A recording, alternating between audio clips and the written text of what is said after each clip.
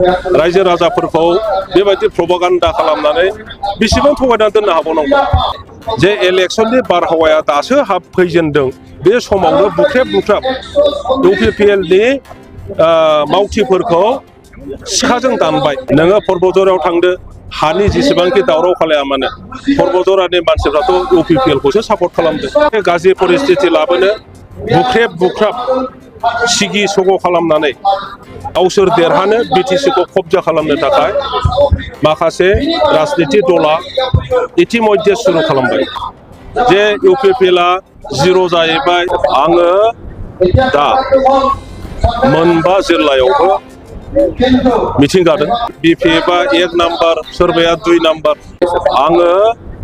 दा मोनबा जिल्लायावबो मिथिं जादों आरो बाहाय नुनो मोनदों जेसेबां दासिम मिथिं जाबाय समग्र समस्तियावनो इउपिपिएलनि देरहानायखौ रोखा नुनो मोनदों दतमायाव दाख्लै मिथिं जादों दतमायावबो 10,000नि खम गैयामोन गतिके मिथिङावनो जुदि 10,000 थायोब्ला सासे मानसिया साथाम जुदि भट थायो गावजों लोगोसे न'खराव सानै अब्ला 30,000 बाहाय भट फैयो नोङो पर्बतझरायाव थांदो हानि जेसेबांखि दावराव खालाया मानो पर्बतझरानि मानसिफ्राथ' इउपिपिएलखौसो सापर्ट खालामदों दाख्लै जि मिथिं जाबाय बाहायबो 10,000नि बारा मानसि मैया जि मिथिं जादों आगोलाव नोंथांमोना नुगोन प्रथम मिथिङा जादों देबर गामियाव बेसेबां मानसि दं 10,000नि बारा 12,000सिम मानसि दंमोन बेवहाय अब्ला देबरगामि समस्तियाव इउपिपिएलनि देरहानायखौथ' बयबो नुदों बेखौ आं बुंनांगौ नङा नोंसोरबो बुंनो हायो नोंसोरबो नायदों बेसेबां मानसि दङ आरो ओरैहाय बाक्सायाव जेसेबां जादों उदालगुरियाव जासै गासैबो बिब्दिनो गतिके नुनो मोनदों आं बुङा जे 40ता देरहागोन 30ता देरहागोन 35ता देरहागोन आं बेखौ बुङा खिन्थु इउपिपिएलआ हारसिङैनो सरकार दानो जि नाम्बार नांगौ जायखौ मेजिक नाम्बार होननानै बुङो 21ता आरो 21तानि बारा बेखौनो मेजिक नाम्बार होननानै बुङो मेजरिटी बे नाम्बारखौ इउपिपिएलआ मोनगोन आरो इउपिपिएलआ हारसिङैनो सरकार दानो हागोन सार नोंथांखौ बिपिएफ नागारनानै इउपिपिएलआव हाबनायनि उनाव नोंथाङा माने बेसेन गैयै सासे दैदेनगिरि जाबाय दा बिथाङा मिटिंफोर लिंहरजाया माने ससियेल मिडियायाव खोनानानैसो बिथाङा हाबाफारियाव बाहागो लायो जायहा बुंदों बेथ' इउपिपिएलनि मानसि नङा जाहैबाय नङा होमबा गतिके आंखौ लिंहरदों ना लिंहराखै आं बोरै थांदों थाङाखै बे बोरै मिथिगोन रायजो राजाफोरखौ बेबायदि प्रपागान्डा खालामनानै बेसेबां थगायनानै दोननो हाबावनांगौ जे इउपिपिएलआ जिर' जाहैबाय बिपिएफआ 1 नाम्बार सोरबाया 2 नाम्बार मावनानै खोन्थादो लेक्सार मानो होबाय थादों मावनानै खोन्थादो दिनै ख्रेब मोनजोब्बाय बिसोरो सिङाव जेबो गैथारला नालाय बायदिसिना बुंनानै मानसिफोरखौ बोरै लाखिनो सेस्था खालामबाय मानो बिदि भाषा ओंखारलाबायो बिसोरनावलाय आरो जायफोरखौ खोनायोब्लानो रायजो राजाफ्रानो खाथियाव थांनो नागारै गोजानावसो फैफिनो नों नुवाखै दाख्लै जे देरहायोब्ला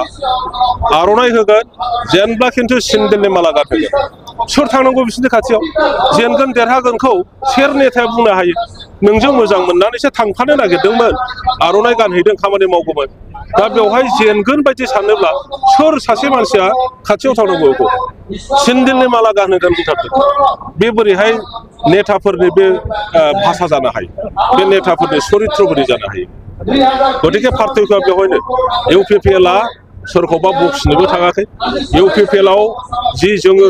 दैदेनगिरिफोर दङ सोरखौबा गाज्रिबो बुङाखै राजनितिकआव मोनसे धोरोम थायो नाहा नोंनिखौ मावलां सोरबाबो गावनिखौ मावलांनो हानायनि अधिकार दं बियो गावसिनि गेजेराव राजनिति खालामदों होननानै गावजों गाव इसेबां गाज्रि भाषा बेबहार खालामलायनानै नांलायनाय बखिलायनाय सोंखारिलायनाय नङैखौ नंगौ बायदि बुंनाय रायजो राजाफोरखौ थगायनाय माने गावनिथिं फिदिंनो सेस्था खालामनाय बेफोरो इन दि लं रान मोजां परिस्थिति लाबोआ आरो आं सानो बिटिसिआव मोनसे मोजां राजनैतिक परिस्थिति लाबोनांगौ बेनि थाखाय बेवहाय जाय राजनीतिक दलोफ्रा इलेक्शनाव बाहागो लानो नागिरदों बिसोरो मोजाङैनो बिटिसि बासिनि मोजां सिन्था खालामनानैनो बाहागो लानो प्रयोजन दं। जिब्रैनि चिरांफोराव हाग्रामा महिलारि बिथाङाबो केन्डिडेट महरै दहायनो बुंखांबाय जोंबो नुदों दाबो थिग जायाखै होनना बुंदों आंनो दारायगोन होननानै बुंदों खिन्थु दाबो थिग जायाखैसो होनना बुंदों गतिके बिथाङा हयथ' डिसिसन लायाखै दासिमबो रायजो राजाफ्रा हयथ' लुबैदों खोमा बुंदोंखि सारानो जोंनाव दारायफैदो बिदि बुंदों खोमा बिनि माखासे दैदेनगिरिफ्रा ओंखायनो दे जागोन दे आंनो दारायगोन होनदोंमोन खिन्थु गावनो बुंदों दाबो थिग जायाखै सम दं।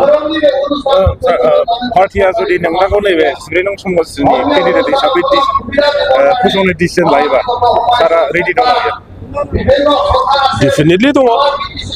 आरो डेफिनेटलि आंखौनो होगोन होननानै आसा खालामो हाइकामान्डआ देरहानायनि थाखाय जेरै देरहायो बेखौनो स्ट्रेटेजि लागोन जेरै बे स्ट्रेटेजि हिसाबैनोथ' बेखौ बे मिटिंखौ खालामनाय जादों आरो बेहाय नोंथांमोना बेसेबां मानसि दङ सानो बेहाय 10,000 मानसि गैया दंना गैया दङ दङब्ला नोंथाङानो बुंदो सासे मानसिजों साथाम जुदि भट गावखौ लानानै आरो साथाम जुदि लायो 10,000 into 30,000 जायाखै बाहाय सोर देरहानांगौ हारसिङै जुदि 30,000 मोनबायब्ला थाबावखौ बेसेबां 15,000ल'सो थाबावबाय खारन भटआ 45,000सो जायो बेखौ बे 15,000खौ गुबुन दोलोफ्रा मालाय रानलायना लागोन। नोंथांनि हिसाबै गेलेनो गोसो दंना गैया बे एखे कुइसनखौनो सोंबाय थादों साब्रै सोंबाय आं दहायनो बुंदों हाइकामान्डआ आंखौनो हरगोन होननानै आं दासिमबो बिसासाव दङ आरो 14 चिरां दुवार्सआवनो आङो गेलेनो थाखाय जुदि आंनो टिकेटखौ हरो आङो बेनि थाखाय जेब्लाबो रेडि। मैया उदालगुरियाव जे दिनै जाथाय जानाय मा होनदों मैया उदालगुरियाव जे दिनै जाथाय जानाय दाङाबाजि बिनि सायाव आं बेखौ नोंथांमोना बेखौ दहायनो सोंग्रोखानांगौमोन जे बिटिसिआव मोनसे गाज्रि परिस्थिति लाबोनो बुख्रेब सिगि सग' खालामनानै गावसोर देरहानो बिटिसिखौ कब्जा खालामनो थाखाय माखासे राजनितिक दला इतिमध्ये सुरु खालामबाय आरो बेखौ जुदि जोङो लाइ होयो अब्ला आरोबाव बिटिसिआव जाथिगत दल गथ' एरिया गथ' लानानै गोबां दावराव दावसि जागोन आरो बे परिस्थितिया बे सा लेभेलाव थाबथायाब्लानो गोबां जोङो लुबैयै गोदोनि बायदि परिस्थिति लाबोफिनगोन गावजों गाव नासयलायनाय बर' अना बर' असमिया अना असमिया आदिबासि अना आदिबासि नेपालि अना नेपालि बेबायदि जुदि परिस्थिति फैलायलायो अब्ला जोंनि बिटिसि बासिनि जौगानायनि जि गाज्रि परिस्थिति लाबोनो बुख्रेब सिगि सग' खालामनानै गावसोर देरहानो बिटिसिखौ कब्जा खालामनो थाखाय माखासे राजनितिक दला इतिमध्ये सुरु खालामबाय आरो बेखौ जुदि जोङो लाइ होयो अब्ला आरोबाव बिटिसिआव जाथि गथ' दल गथ' एरिया गथ' लानानै गोबां दावराव दावसि जागोन आरो बे परिस्थितिया बे सा लेभेलाव थाबथायाब्लानो गोबां जोङो लुबैयै गोदोनि बायदि परिस्थिति लाबोफिनगोन गावजों गाव नासयलायनाय बर' अना बर' असमिया अना असमिया आदिबासि अना आदिबासि नेपालि अना नेपालि बेबायदि जुदि परिस्थिति फैलायलायो अब्ला जोंनि बिटिसि बासिनि